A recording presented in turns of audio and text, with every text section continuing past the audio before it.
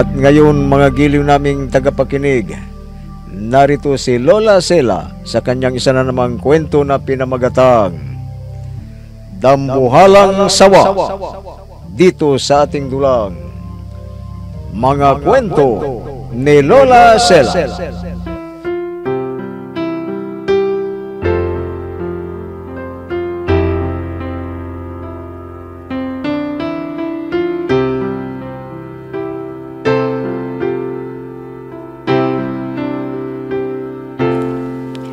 Kumusta na kayo, mga apo? Ito na naman ang Lola Sela ninyo. Ang ikukwento ko sa inyo ngayon ay tungkol sa kinatatakutan nila sa isang dayo. Hindi sila nagpapaabot ng gabi sa labas dahil sa nakikita nilang nilalang isang dambuhalang sawa. Ang paniwala ng mga tao doon ay sino bang maabutan niya sa gabi ay sasalakayin niya at lilingkisin at lulununin. Mga apo, diyan lang kayo at sisimulan ko na ang aking kwento.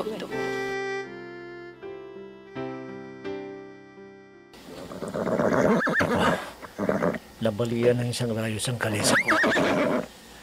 Paghahanap ko ng makakatulong sa akin para humanap ng tagagawa ng kalesa na magkukumpuni. Ayun. May lumabas sa bahay. Lalapitan ko.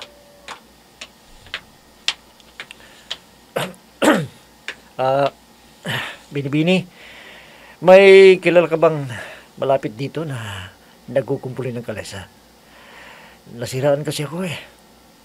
Nabalian ng isang rayos itong karwahe ko. Ha? Ay, Kwan kuya, meron. Kaya lang, medyo malayo-layo dito kuya. Ganun ba? Kahit na malayo. Kailangan kasing makumpuli ang karwahe ko eh. Dahil nabali ang rayos na isa. Hindi ko na magagamit. Buti ba kuya, sasamahan na lang kita sa gumagawa ng kalesa. Baka nakaabala ako sa'yo, Binibini. Ay, hindi naman. Tapos na akong naglaba, kaya wala na akong gagawin. Salamat naman kung ganun. Ako nga pala si Aldrin, taga-bayan ng San Matias. Ikaw? Ako naman si Ivy. Taga rito lang ako sa bayan ng San Clemente. Sige, halika na kuya. Sasamahan kita doon sa bayan ng gawaan ng kalesa. Halika!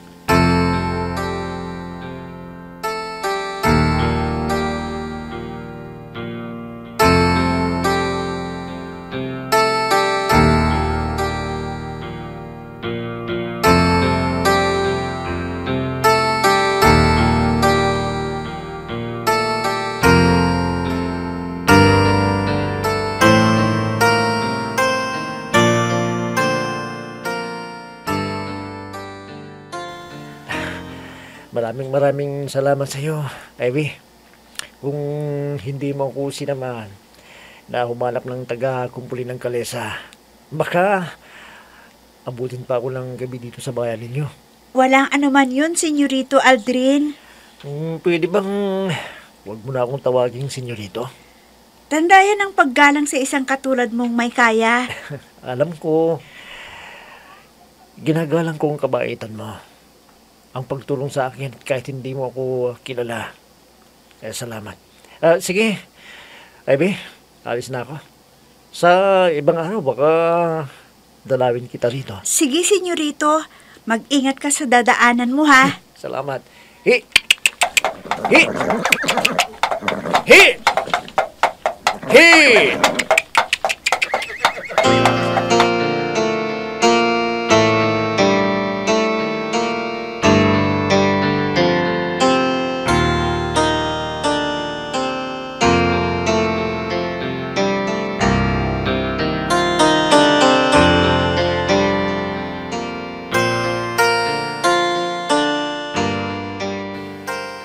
Nasaan na kaya ang Aldrin na yun? Sabi niya pupunta lang sa isang kaibigan niya sa San Fabian. Malapit lang naman ang bayan na yun. Saan na naman kayo nagpuntang lalaking yun? may humindong karawahi sa garahe. Dumating din. Bakit kaya datagalan ang lalaki ito? Kinakabad ako kapag lumalabas siyang mag-isa. Baka mamaya matsambahan pa siya ng mga masasabag loob. Mama, nandito na ako. Oh, Aldred, iho. Bakit gayon ka lang? Kanina pa ako nag-aalala sa'yo. Akala ko kung may masamang nangyari sa'yo. Despensa, Mama. Nasiraan kasi ako dun sa bayan ng San Clemente. Naghanap pa ako ng gawa ng kalesa. Pinakumpuli kong karwahe. Nako, San Clemente pa man din ka pala nasiraan. Buti na lang. At hindi ka inabot ng gabi doon. Bakit po, Mama? Masama ba mong abuti ng gabi doon? Talagang masama, iho. Puno ng mga kababalaghan ang bayan na yun. Ano? Puno ng kababalaghan? Mama?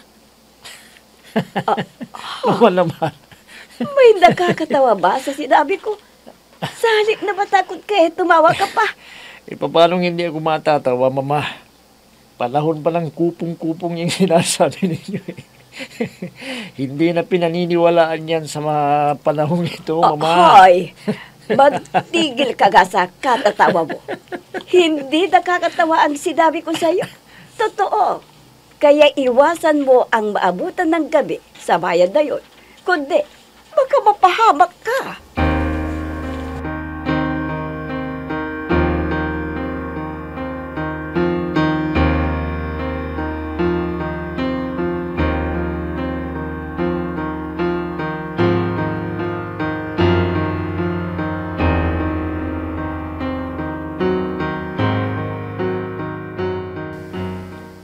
Mabuti naman at nakita kita kaagad, Ivy.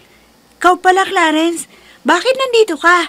Di ba may pasok ka sa trabaho mo ngayon? Lumiban ako sa trabaho ko dahil may gusto akong linawin sa'yo. Ha? Bakit? Ano ba yung gusto mong linawin, ha? Tungkol saan? Sabihin mo nga sa akin ang totoo. Ako ba yung mahal mo pa o hindi na? Ha, Ivy? Ano ba namang klaseng tanong yan, Clarence? Ang Bakit? tanong kong sagutin mo, Ivy. Mahal mo pa ba ako o hindi na? Dahil may iba ka na. Ha?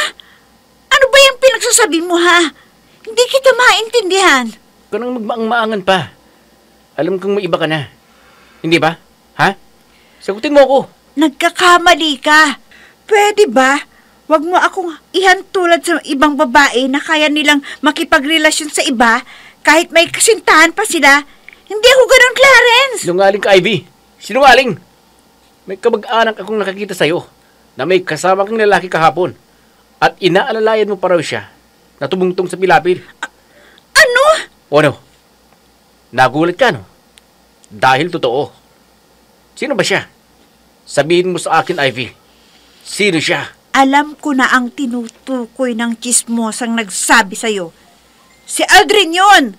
Tagabayan ng San Matias! Oh, ayan. Di inamin mo rin. Siya bang pinalit mo sa akin? Siya na ba, Ivy? Wala kaming ugnayan ng taong yun. Nasiraan siya ng karwahe malapit sa amin. Humingi siya ng tulong. Kaya sinamahan ko siya sa bahay ni Mang Andoy na gumagawa ng sirang kalesa. Hindi ako naniniwala na wala kayong ugnayan ng lalaking yon. Kaya hahanapin ko siya at bibigyan ko ng leksyon. Naku, wag! Wala siyang kasalanan, Clarence! Wag!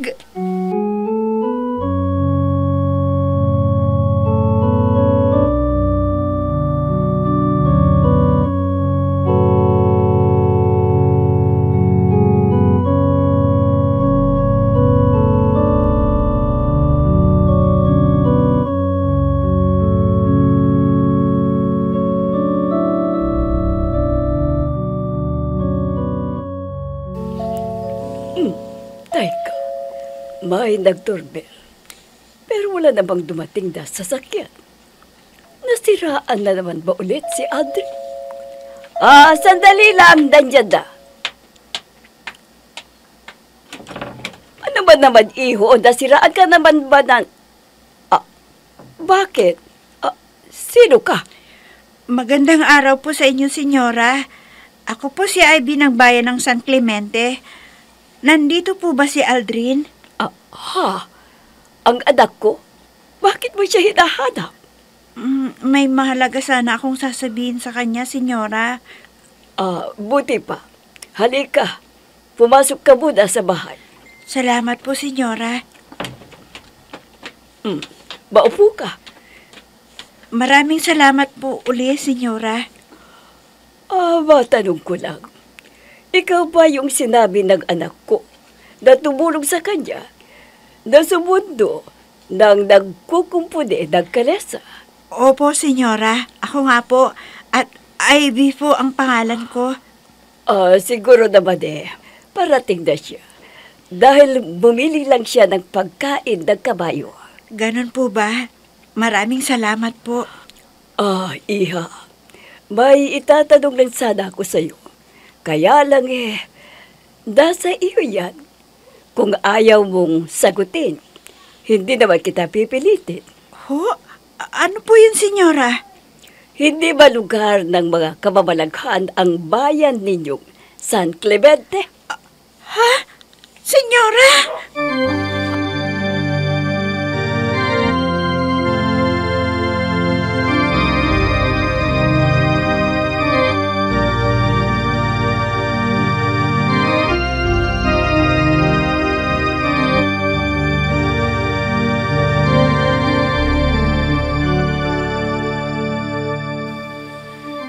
Ay, ikaw palang bisita ko, Ivy. Sabi ni Mama, may mahalaga ka daw sasabihin sa akin.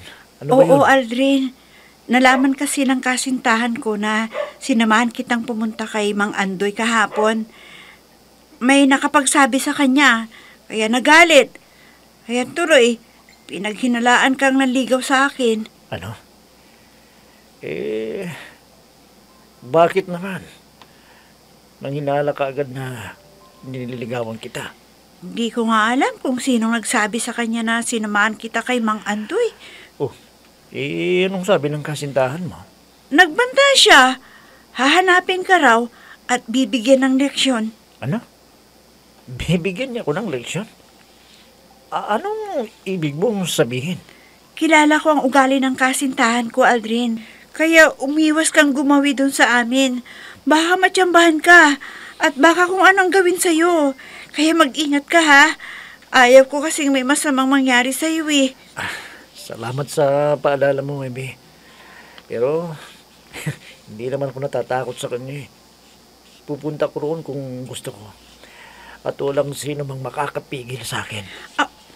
Aldrin!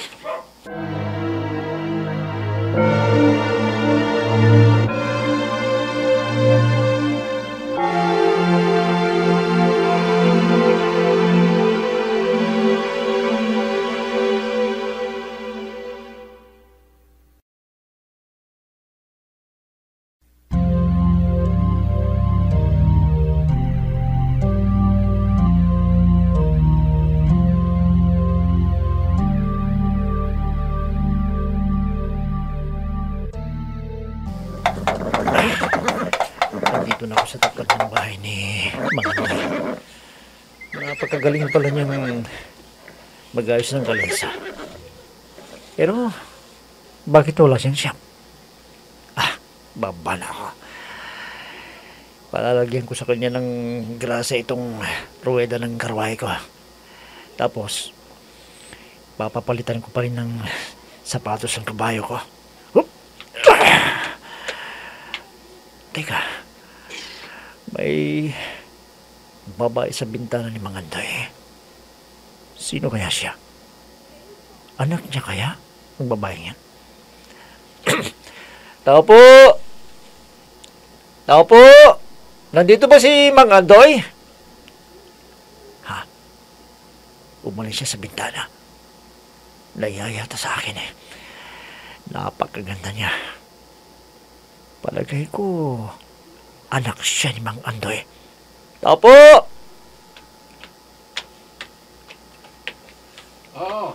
Senyorito Aldrin, ikaw pala. Mang Andoy. Nagpunta ako rito dahil palalagyan ko ng grasa yung rueda ng karwahe ko sana. Ganun ba? Ay, may nabili ka na bang grasa? Ay, opo, Mang Andoy. At ipapapalitan ko na rin ng sapatos yung kabayo ko. Ay, oo, walang problema. Talagang ganyan ang ginagawa ko kapag naggrasa ako. Pinapalitan ko na rin ng sapatos ng kabayo. Sige po. Kayo nang bahala sa karwahe at kabayo ko. Andito na pong kailangan ninyo. Dala ko na. Sige, sandali lang. At kukunin ko ang mga gamit ko. Ayun na naman yung babae. Nakasilip sa bintana. Kung ganun, baka mapapadalas ang punta ko rito kina Mang Andoy. Makikipagkilala ako sa babaeng yan.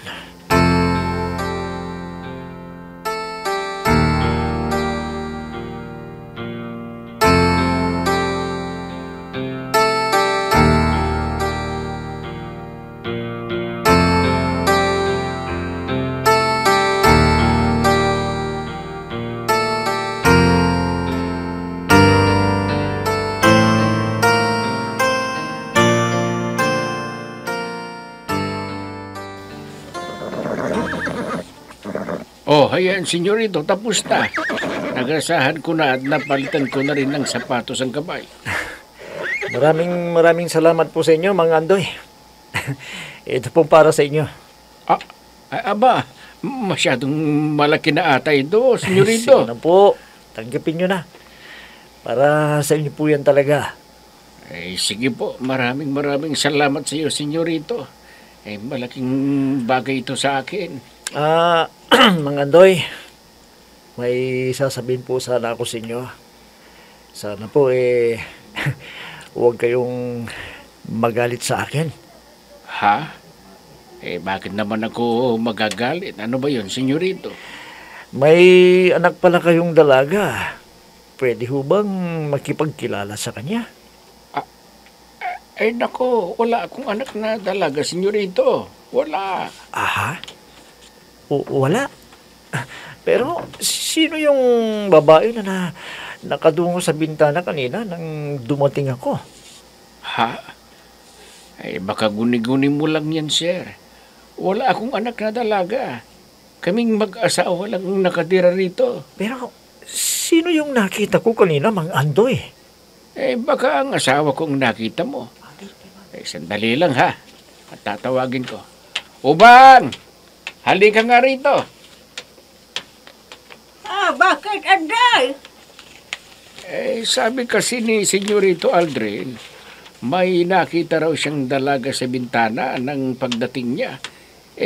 Ikaw siguro ang nakita niya. Ay hindi po. Iba yung nakita ko.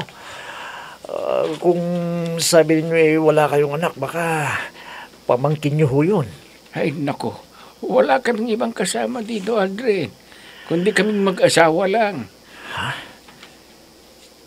Kung wala raw silang ibang kasama rito, sino yung nakita ko kanina? Sino?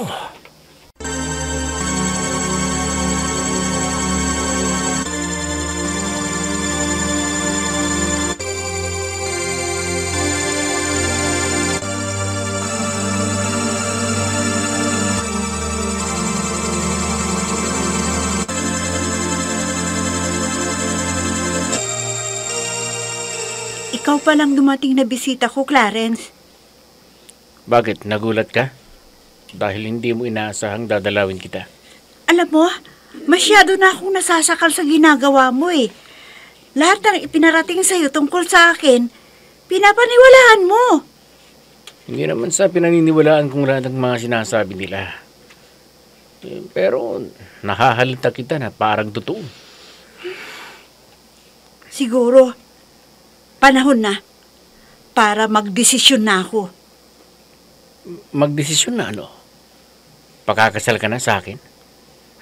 Naku, pag-iisipan ko pa. Dahil inalok na kita noon ng kasal, pero tinanggihan mo. Yun pala. May plano kang ipagpalit ako sa ibang lalaki. Sobra ka namang magsalita. Hindi ako ganyang klaseng babae. Lagi mo na naman akong pinagbibintangan. Masakit naman ginagawa mo sa akin. Kaya mabuti pang mag-break na tayo. Ano? Makikipag-break ka na sa akin? Oo! Dahil wala ka ng tiwala sa akin eh. At ang ibig sabihin niyan, wala ka ng pagmamahal sa akin. Kaya mula sa araw na to, pinuputol ko ng relasyon natin. Akala mo ba, nabigla ako sa mga sinabi mo? Hindi, Ivy. Dahil alam ko na may ipinalit ka na sa akin. At walang iba, kundi ang lalaking sinabi nila sa akin na sinamahan mo nang pumunta kayo kay Mang Andor. Wala ka bang relasyon ng lalaking yon? Bakit mo pinagpapilit? Tama na! Itong tandaan mo, Ivy.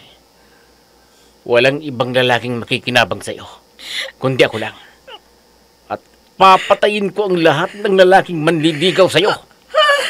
Clarence!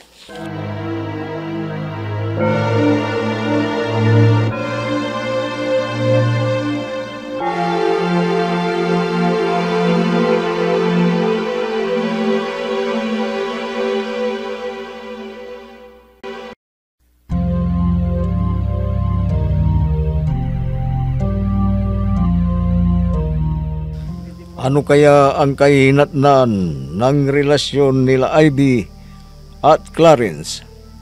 Magiliw naming tagapakinig, abangan ang susunod na kabanata ng ating kwento na pinamagatang Dambuhalang Sawa, dito sa ating dulang Mga Kwento ni Lola Sela. Mga nagbigay buhay sa ating dula: Myra Abrihal Narnola, Susan Malignem, Ami Diaz, Oscar Ora, Robert Di Guzman, Jun Cabato, Eva Alcoreza. Technical Supervision at Musika, Oscar Ora. Nilapatan ng tunog, Robert Di Guzman. Sa panulat at direksyon, Emma Dalupe. Mga Kwento ni Lola Sela. Inihahandog ng IFRI Recording Studio para sa Pambansang Radyo ng Pilipinas, Bombo Radio, Philippines.